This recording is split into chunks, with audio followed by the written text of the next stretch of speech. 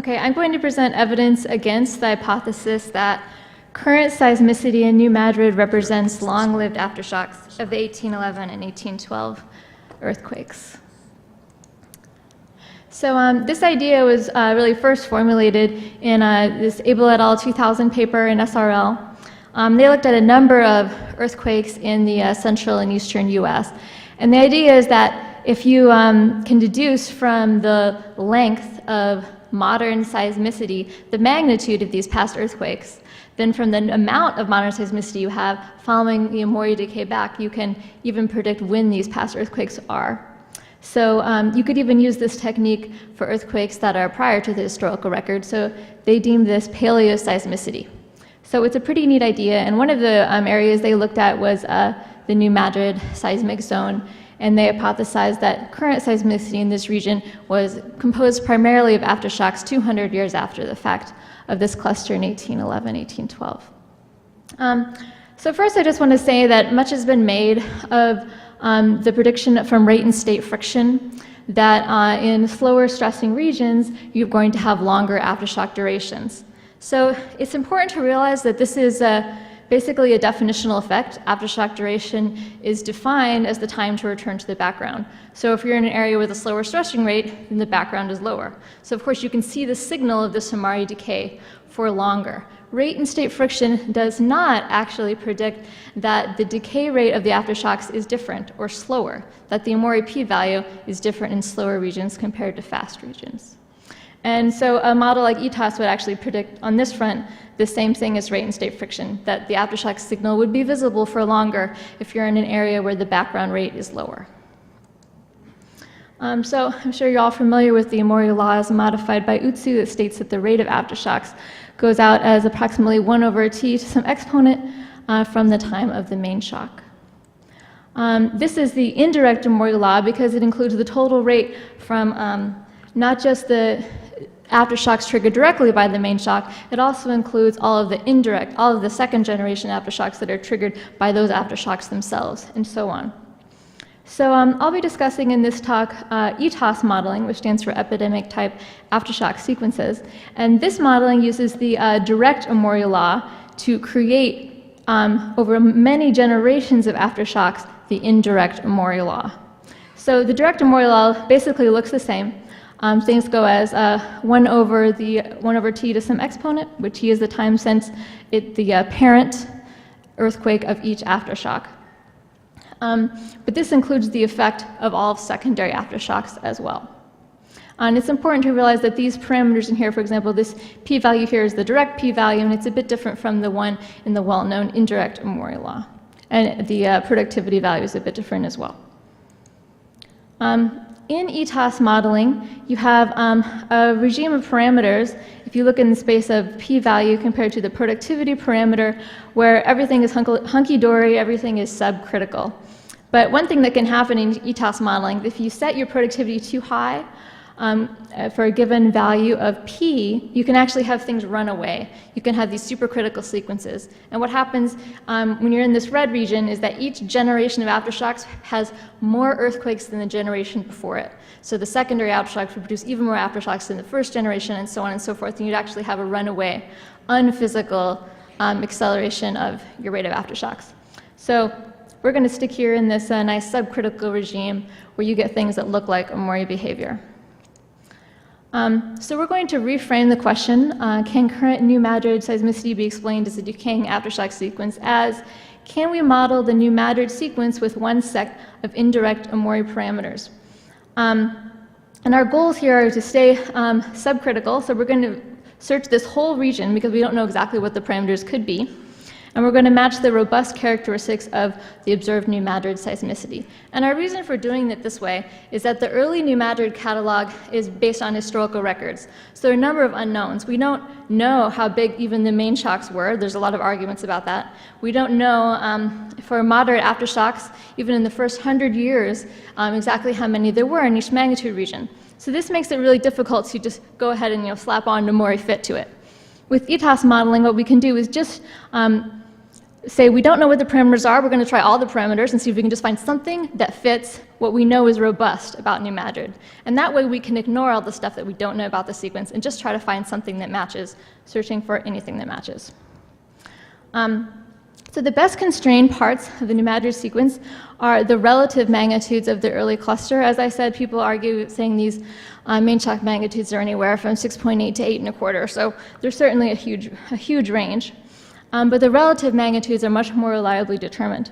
And we have evidence that, from Samblu evidence, that the previous two sequences, which tend to occur every 500 years in this region, also contain several large events. So clusters seem to be the way that this area goes off. The other thing that is robust about the sequence are current seismicity rates around the magnitude 4 range. So out here in the instrumental era, where we have not only good magnitudes, but we're not missing events. And the third robust thing we know is the rate of magnitude greater than 6 earthquakes approximately since the initial cluster. There are these two possible aftershocks that occurred before 1900. You'll see here and here. It's not known that they were greater than 6. They could be less, but we do know that based on historical reports, there were no more than 2 earthquakes above magnitude 6. They would have been reported in papers had they happened. They would have been widely felt. So now we're looking at sequences in the ETAS parameter space that look like the New Madrid sequence. So again, here this white region is the subcritical region where you get Omori behavior. This red dot is where California parameters are, just for comparison.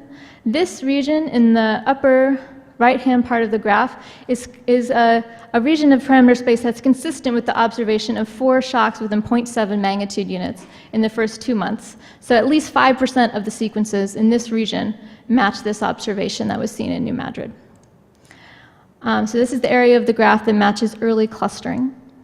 Also, we know that what the modern earthquake rate is. There are at least 3 magnitude greater than 4 aftershocks in the last 10-year period in New Madrid, and this is the most conservative estimate. We looked at several different catalogs. So this is the estimate that gives the hypothesis the best chance of succeeding.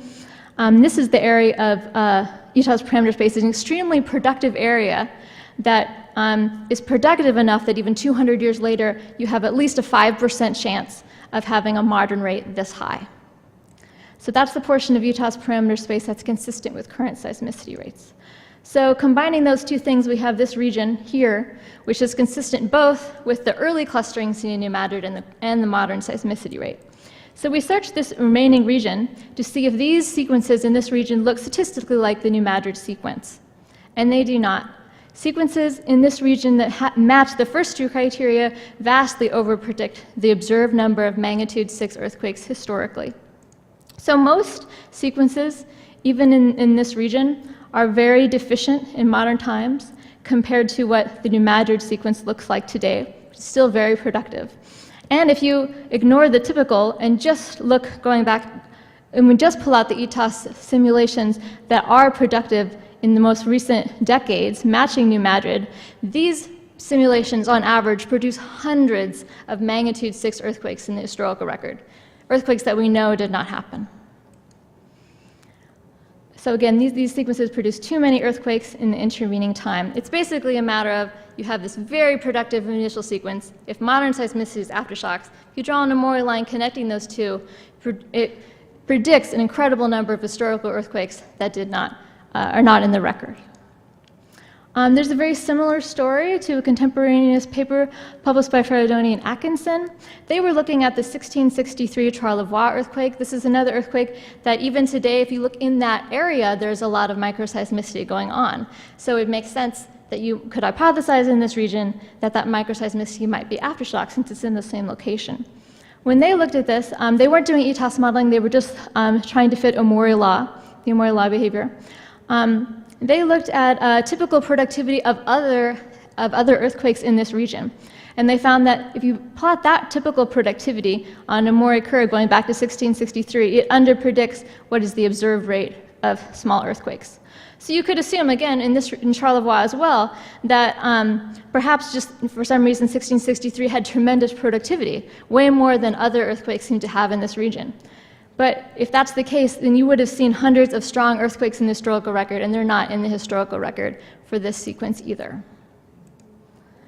So to conclude, the new Madrid sequence is statistically different than aftershock sequences with a single set of direct Omori parameters.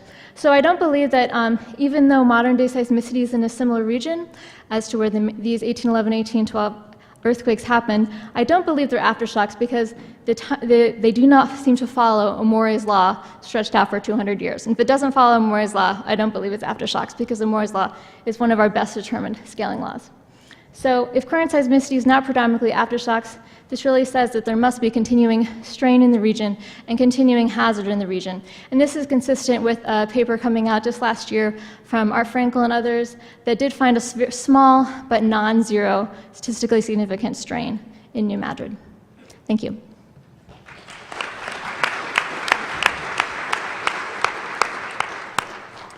Questions for Morgan?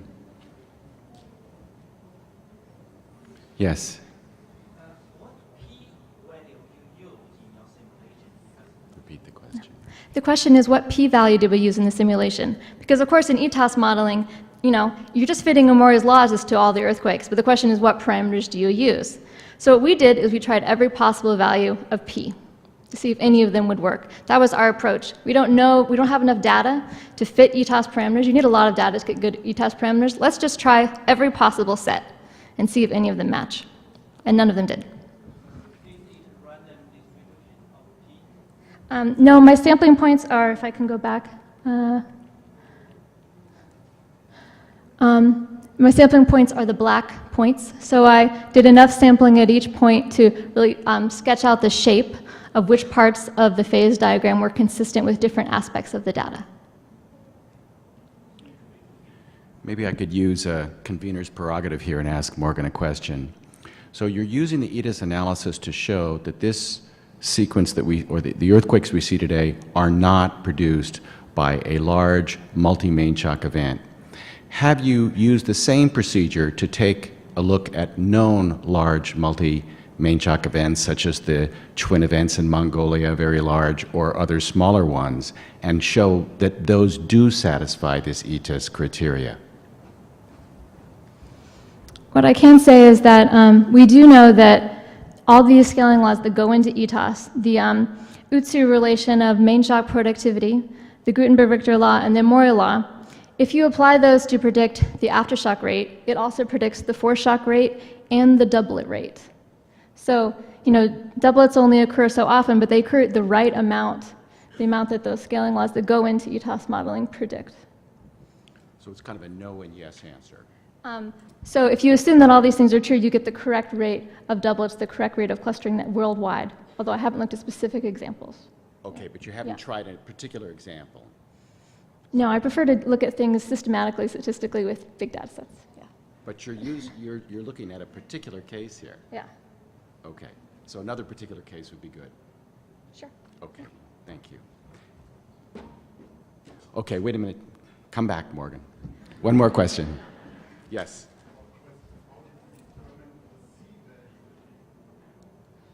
For these simulations, we use a generic C-value fit to California data, but we did test, and the C-value does not have a big impact on these results.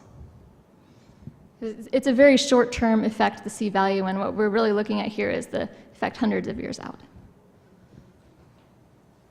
Thank you very much.